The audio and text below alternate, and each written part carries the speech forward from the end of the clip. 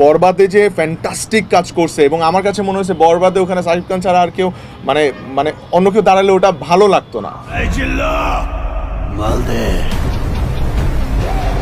Because he is the one যাকে ওখানেই মানে he deserves to be there. এই মুভির ইন্ডাস্ট্রিটা কিন্তু খুব ভালো এখন অবস্থায় আছে আমাদের, আলহামদুলিল্লাহ। ঈদের একটা সিনেমা দেখেছি আমি, বরবাদ। আমরা একসাথে দেখেছি, বরবাদ দেখেছি, অনেক এনজয় করেছি। কিন্তু সব থেকে বড় কথা হচ্ছে যে এবার ঈদের যে ছবিগুলোই মানুষ দেখছে, যার কাছ থেকে শুনছি, প্রত্যেকটা ছবির অনেক পজিটিভ কমেন্টস শুনছি, মানে নেগেটিভ কোনো রিভিউ শুনছি না। সবাই বলছে যে এটাও ভালো, ওইটাও ভালো, সবগুলোই ভালো। এটা বাংলা সিনেমার জন্য অনেক পজিটিভ একটা ব্যাপার। বরবাদ তো অনেক ভালো লেগেছে, অনেক লার্জার স্কেলের ছবি, অনেক এন্টারটেইনিং।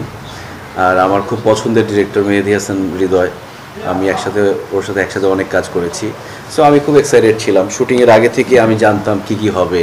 ও গল্প শেয়ার করতো, গান শোনাতো, তারপর কী কী প্ল্যান করতো, এগুলো শুনতাম। তো ওই জন্য সিনেমার সাথে আমরা অনেক কানেক্টেড ছিলাম, আমরা পেছনে থেকে অনেক কানেক্টেড ছিলাম। ভাইয়ের সাথে নাটকে কাজ করা হয়েছে, এক্সপিরিয়েন্স খুবই ভালো। তো ওনার মুভি আসলে ওইটা নিয়ে খুব এক্সাইটেড ছিলাম।